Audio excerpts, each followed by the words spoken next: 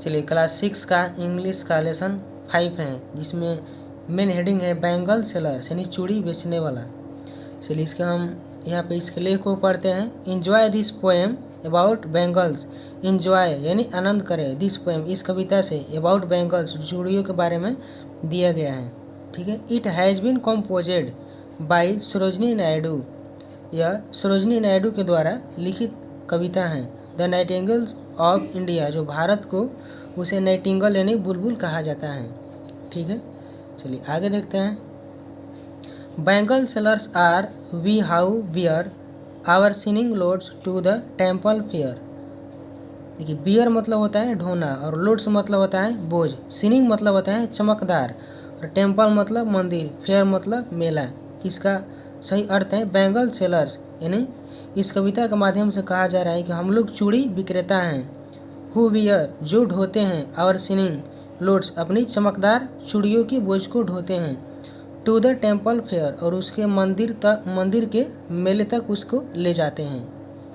Who will buy कौन खरीदेगा, will by यानी खरीदेगा, हु माने कौन, विल बाई मतलब कौन खरीदेगा, दिस डेलिकेट इस नाजुक चूड़ियों को, ब्राइट यानी चमकदार, रेनबो टिंटेड यानी रंगे हुए चूड़ियों को, टिंटेड मतलब होता है रंगा हुआ, इंद्रधनु जैसे रंगे हुए चूड़ियों को, सर्किल ऑफ लाइट जो प्रकाश की तरह गोलाकार हैं, सर्किल मतलब गोलाकार, जो प्रकाश की तरह गोलाकार है और इंद्रधनुष की तरह रंगा हुआ है, ब्राइट यानी चमकीला है, डेलिकेट यानी बिल्कुल नाजुक और कोमल है, ऐसे चूड़ियों को कौन खरीदेगा, हु विल बाई कौन खरीदेगा।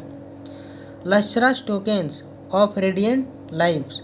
रेडियंट मतलब होता है खुशहाल, लाइव्स मतलब जीवन, टोकेन्स मतलब होता है चिन्ह या प्रतीक, और लश्रस मतलब होता है चमकदार। रेडियंस लाइव यानी खुशहाल जीवन का यह चमकता हुआ प्रतीक है। लश्रस टोकेन्स यानी चमकता हुआ प्रतीक। ठीक है। खुशहाल जीवन के लिए क्या यह चमकता हुआ प्रतीक है। ठीक है। फॉर हैप्पी डाउटर्स जो किसके लिए हैं, बेटियों के खुशी के लिए हैं, एंड हैप्पी वाइफ्स और पत्नियों के या बहुओं के खुशी के लिए हैं। सोम आर मीट कुछ और हैं जो मिलते हैं, फॉर ए मैडेंस यानी कुंवारियों के लिए, स्वीट्स राइट रिस्ट जो कलाइयों पर बांधने के लिए कुछ कुंवारी कन्याओं के लिए मिलते हैं।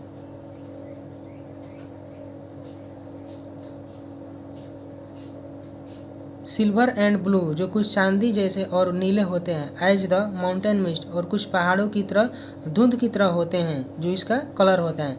माउंटेन मतलब होता है पहाड़ी, और मिस्ट होता है धुंध यानी कोहरे की तरह। जो कुछ चूड़ियाँ होती हैं वह सिल्वर यानी चांदी की तरह और ब्लू होते हैं और पहाड़ों की धुंध की तरह रंगीन होते हैं। ठीक है। Some are flushed like the birds that dream. Dream मतलब होता है सपना, और बर्ड्स मतलब होता है कलिया। फ्लड्स मतलब होता है उत्तेजित, और सो मतलब कुछ ऐसे भी चूड़ियाँ हैं जो स्वप्नों की कलियों की तरह बह जाती हैं। ठीक है। On the tranquil bro of Woodland stream. Stream मतलब होता है धारा, वुडलैंड मतलब जंगल, ब्रो मतलब भौहे, ट्रैंक्विल मतलब शांत। जो कुछ ऐसे भी हैं जो शांत जंगलों की धाराओं की तरह बह जाती हैं। सोम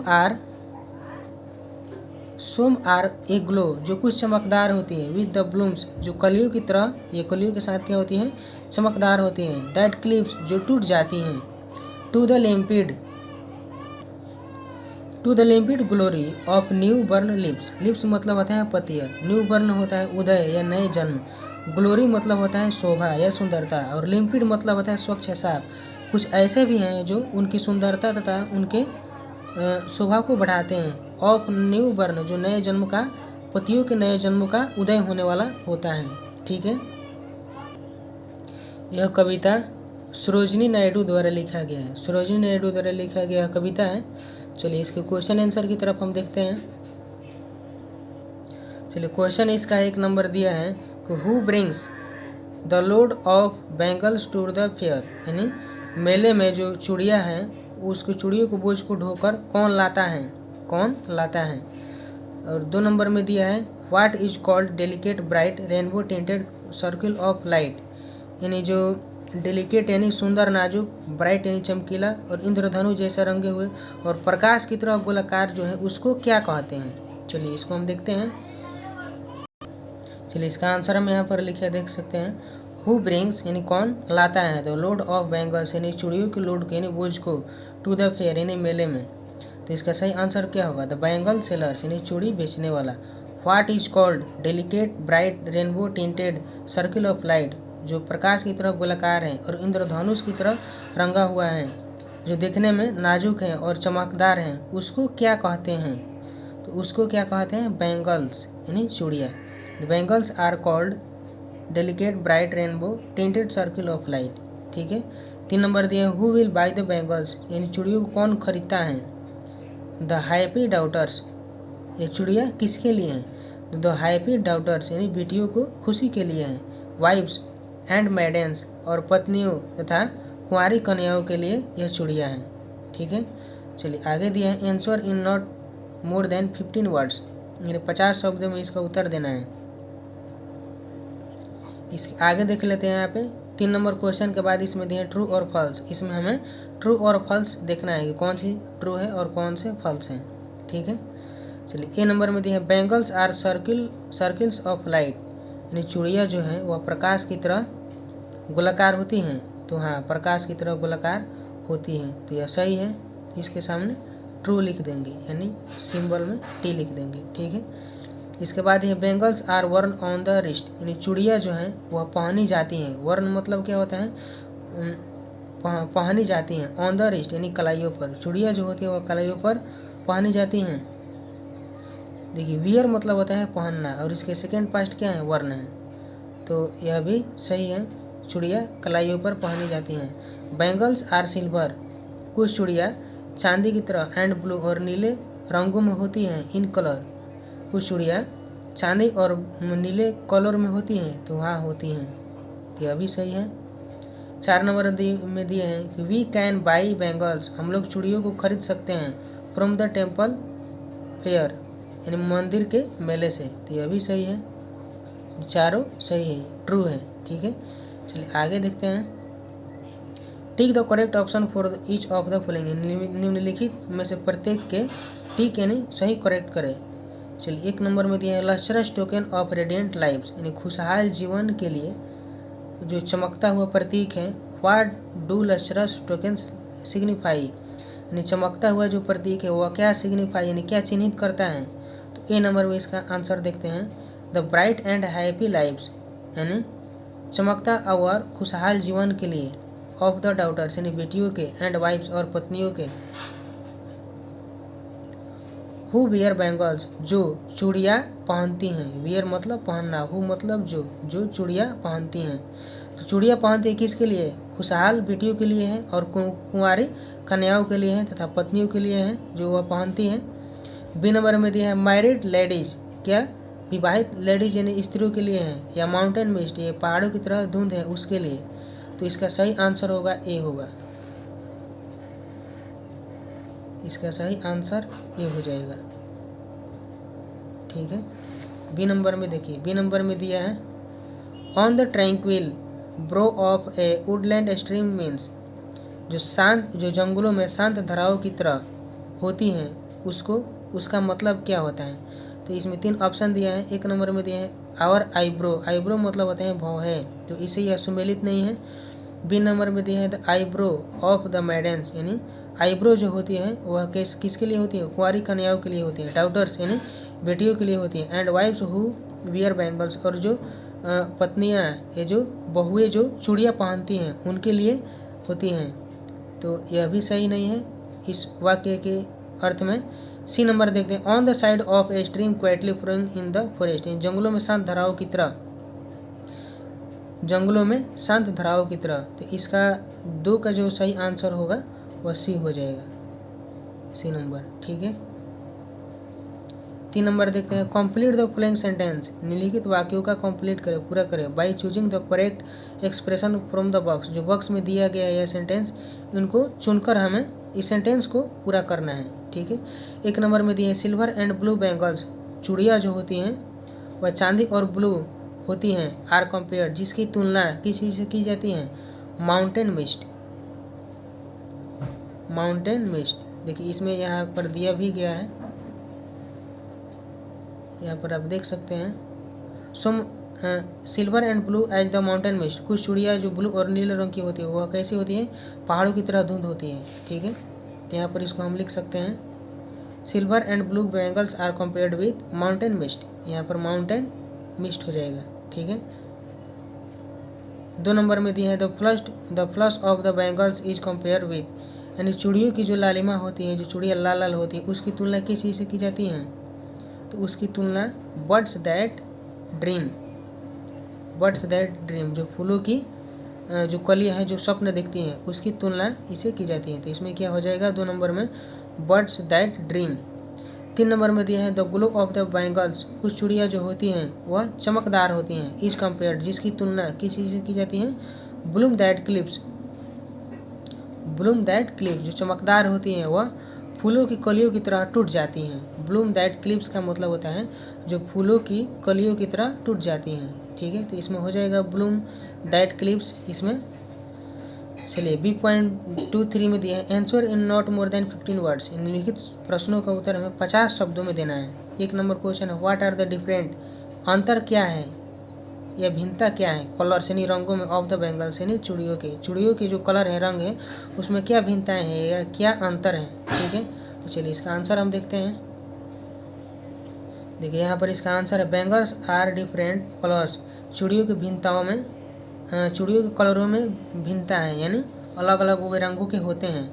सोम यानी कुछ बैंगल्स यानी कुछ चूड़ियाँ आर रेड लाल होती हैं, कुछ येलो होती हैं, एंड कुछ ब्लू कलर की होती हैं, एंड सोम डेलिकेट और कुछ नाजुक होती हैं, ब्राइट यानी चमकीला, रेनबो टिंटेड यानी इंद्रधनुष की तरह रंगा हुआ, और कुछ प्रकाश की तरह गोलाकार चूड़ियाँ होती हैं। ठीक है, चलिए 2 नंबर दिए where are the bangle sold, यानी चूड़ियों को बेचा जाता है कहाँ पर, वेयर यानी कहाँ पर बेचा जाता है, तो इसका आंसर है the bangles are sold in temple fair, यानी चूड़ियों को मंदिर के मेले तक उसको बेचा जाता है। ठीक है, एंड दे और उसको are also sold in shops and near houses, और उसके घर के नज़दीकी दुकानों में भी उसको बेचे जाते हैं। एंड और बैंगल्स आर सोल्ड मार्केट, और उसको मार्केट में भी बेचे जाते हैं। ठीक है, चलिए आगे इसमें 2 नंबर तक हो गया। वर्ड पावर में देख लेते हैं कलर एक्सप्रेशन यानी कलर की व्याख्या। Silver and blue as the mountain mist, silver and blue चांदी और ब्लू की तरह जो पहाड़ों जिसका कलर होता है वो पहाड़ों की तरह धुंध के आकार की होती हैं, ये कलर की होती हैं। भी यूज कलर, हम लोग कलर का इस्तेमाल करते हैं टू कंपेयर, उसका कंपेयर भी करते हैं। वन थिंग यानी एक के साथ, विथ अनदर थिंग और एक अन्य दूसरे के साथ। Some common colours expression are as flow, कुछ कॉमन कलर को यहाँ व्याख्या किया गया है आर एज फ्लो, जो वह फ्लो करता है। ये नंबर में दिया है एज रेड एज रोज, गुलाब की तरह लाल, और ब्लड भी कैसा होता है, ब्लड भी यानी खून भी गुलाब की तरह लाल होता है। बीट मतलब होता है चुकंदर, और चुकंदर भी खून की तरह या रोज की तरह लाल होता है। बी नंबर में दिया है as white as snow, snow मतलब होता है उजले बर्फ, जिस तरह बर्फ उजला होता है उसी तरह सीट यानी कागज़ या पेपर के टुकड़े भी उसी तरह उजले होते हैं। चलिए आगे देखते हैं। इसमें सी नंबर में दिया है एज ब्लैक एज लाइट, जिस तरह प्रकाश की तरह काला होता है उसी तरह कोयले भी काला होते हैं। डी नंबर में दिया है एज ब्लू एज स्काई, जिस तरह स्काई यानी आकाश नीला होता है, जिस तरह आकाश नीला होता है, यहाँ पे ब्लू दिया है। ठीक है, जिस तरह आकाश नीला होता है। आगे दिए हैं now fill in the blanks, यानी खाली स्थानों में भरे। यू कैन टेक हेल्प, आप हेल्प यानी मदद ले सकते हैं। From the help of box, यानी इस बॉक्स से आप मदद ले सकते हैं और इस वाक्य को आप पूरा कर सकते हैं। तो देखिए ए नंबर में दिया है हर शर्ट्स, यानी उसकी कमीज इज एज ब्लैक एज, ठीक उसी तरह काला है जिस तरह कोयला होते हैं, कोयल, तो यहाँ पे हो जाएगा COAL, कोयल। ठीक है, यानी कोयला होता है। Her shorts is as green as, जिस तरह उसके शॉर्ट ग्रीन है उसी तरह क्या होते हैं, लीफ होते हैं, तो यहाँ पे हो जाएगा leaf, LEA, leaf. C number में दिया है the ball is as blue as, जिस तरह बॉल यानी गेंद ब्लू होते हैं उसी तरह क्या होते हैं, स्काई होते हैं, यानी आकाश भी स्काई यानी आकाश भी नीला होता है, और बॉल भी इसमें ब्लू के रूप में दर्शाया गया है। ठीक है, डी नंबर में दिया है the paper is as white as, जिस तरह पेपर एक उजला होता है उसी तरह स्नो यानी बर्फ भी उजला होता है, तो इसमें स्नो हो जाएगा। ई नंबर में दिया हर फ्रॉक्स, उसकी frock is as orange as, जिस तरह ऑरेंज होते हैं उसी तरह होती हैं। तो इसका क्या हो जाएगा, इसका यहाँ पे ऑरेंज दिया ही है तो इसमें ऑरेंज लिख देंगे। ठीक है। एफ नंबर दिया है हिज बैग, उसकी बैग जिस तरह ब्राउन है यानी भूरा है उसी तरह वुड भी होते हैं यानी लकड़ी भी होते हैं। तो यहाँ पे हम वुड लिख देंगे। ठीक है। चलिए आगे देखते हैं। The different sellers we see around us, different sellers यानी विक्रेता की जो भिन्नताएं हैं उसे हम देखते हैं। वी नो हम लोग जानते हैं दैट की बैंगल सेलर्स यानी चूड़ी जो बेचने वाले हैं, वन हो उनमें से जो और जो चूड़ी विक्रेता हैं। आगे दिया है कि now right that what the following, निम्नलिखित को लिखे। सेल पर्सन सेल जो व्यक्ति विक्रेता यानी बेचने वाले। यू कैन ऐड नेम, आप उसमें नेम भी ऐड करें। अदर सेलर जो अन्य सेलर है, टू लिस्ट दिस लिस्ट जो इस लिस्ट में दिया गया है। तो देखिए यहाँ पे जितने भी इसमें हैं लिखा हुआ ये सब क्या है, विक्रेता हैं। इसका इसमें हमें नाम लिखना है। तो ए नंबर में दिए हैं वेजिटेबल सेलर्स, जो सब्जी बेचता है उसको क्या कहते हैं, तो इस पर यहाँ हमें लिख देना है। तो इसको यहाँ पे हम लिख देते हैं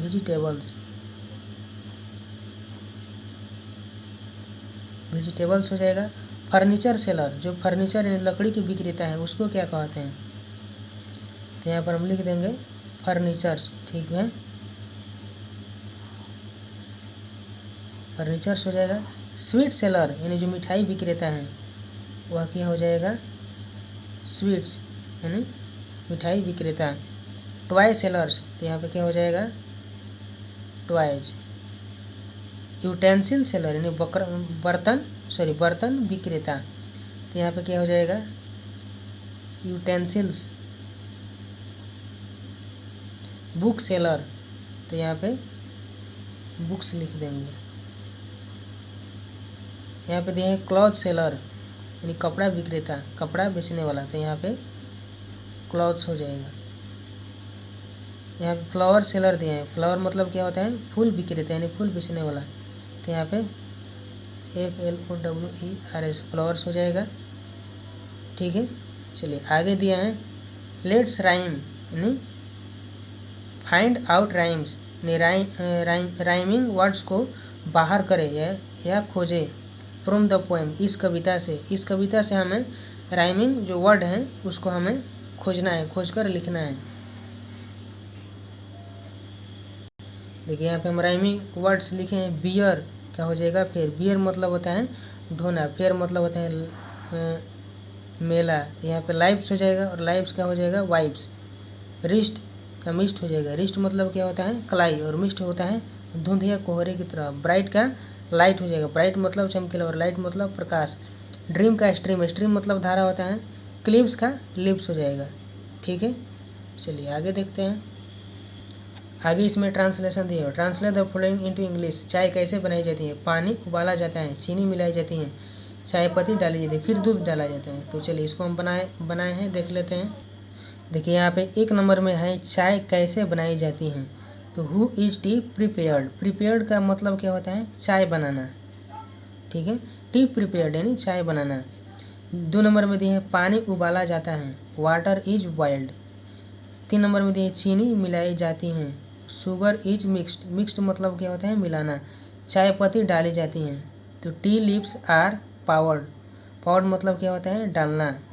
फिर दूध डाला जाता है, देन मिल्क, फिर दूध डाला जाता है, देन मिल्क इज पाउडर्ड। ठीक है, पाउडर मतलब क्या होता है, डाला जाता है या डालना। ठीक है, तो यहाँ तक हमारा कंप्लीट हो गया। ठीक है।